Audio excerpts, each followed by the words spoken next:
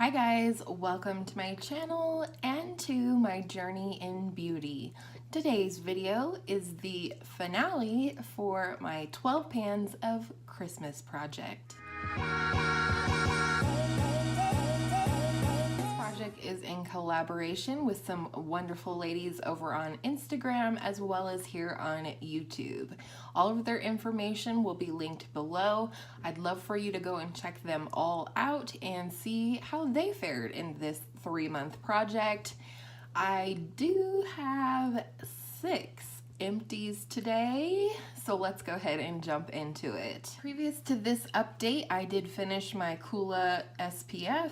I finished the Sephora Micellar Milk and the EOS Chamomile Balm, as well as the My Burberry Blush Dabber bottle of perfume and the Too Faced Hangover RX primer sample. And I have finished all but one product, and 11 out of 12 ain't bad if you ask me, especially for a 3-month project. So let's do empties. The first empty that I have is my NARS smudge proof eyeshadow base. This is a sample size. I think I got this in Sephora Play. So this puppy is now empty, and I'm glad about it. It was a decent primer, not anything that I would repurchase. I think the drugstore versions that are very similar to this would do me just fine. Next, let's talk skincare. In my previous update, I predicted that I would finish the Origins Clear Improvement Active Charcoal Mask, and I did. I cannot get any more product out of here. I didn't cut it open. I don't do that, but I did finish it. It was a nice mask. I don't tend to purchase masks for myself, but this was a good one. Again, this was from Sephora Play. A lot of these are, so yeah. And then the one that I was not for sure that I was going to finish, but I actually finally did, was the Korres Wild Rose Vitamin C Brightening Oil. And here it is, all finished. At the previous update, or my second update, I was here and it is now finished. There is no more oil to be had.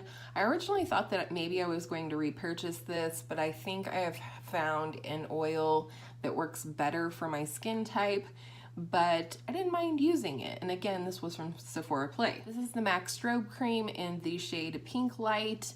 I really didn't like this product, so I'm really glad that I ended up finishing it up. I did use this as a face primer. At first I was using it all over my face and I wasn't for sure if that was working very well for me, so then I just started targeting it on my cheeks where I like a little bit of a glow, and that was fine, but I wasn't making as much progress as I would like. And so I did go back to using it all over my face, but how I used it differently to make it work for me. And ultimately, I probably should have been doing this all along, but I let this sit on my skin for a few, 5 to 10 minutes before I put my foundation on, and then it actually did really work for me as a luminous primer, but she's all gone and I won't miss her. And finally, let's talk makeup. At the last update, I showed you my Elizabeth Mott Show Me Your Glow shimmer shadow and highlighter. There wasn't very much left, and I did finish it.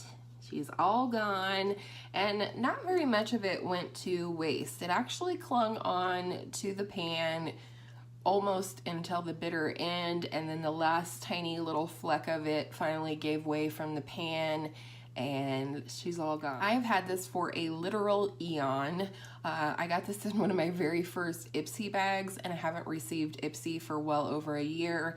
So I'm really glad to move this out of my collection. I just in general don't like little sampley things hanging around in my collection, which is why you see all of these sample products in this project. Last empty for the finale is my Laura Mercier Translucent Loose Setting Powder. I loved this product. At the last update, I was here at this bottom line, and you will be able to see she is all gone. I loved this product. In fact, I had mentioned in my last update that I had received another sample in Sephora Play. Ultimately, I ended up giving that to my girl Angela because this little puppy was in my cart when my hubby broke my no-buy.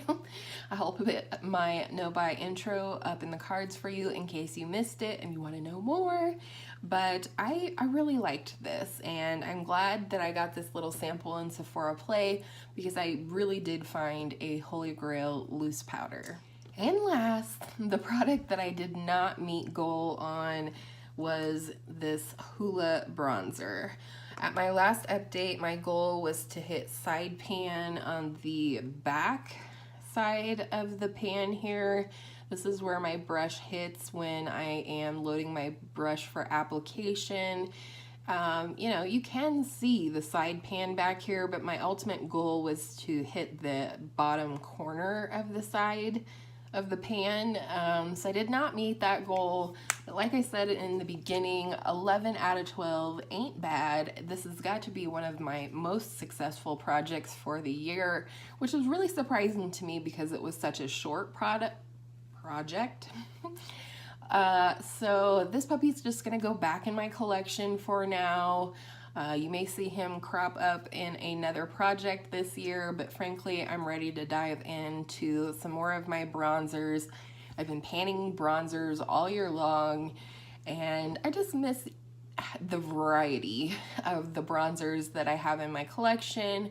So that is the only product I did not hit goal on, and I'm still very proud of myself with the progress that I made. So I hope you will go and check out all the other ladies on Instagram and here on YouTube to check out their finales, see how they fared in this 3-month project.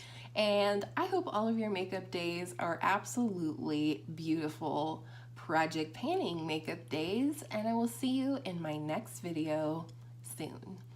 Mwah.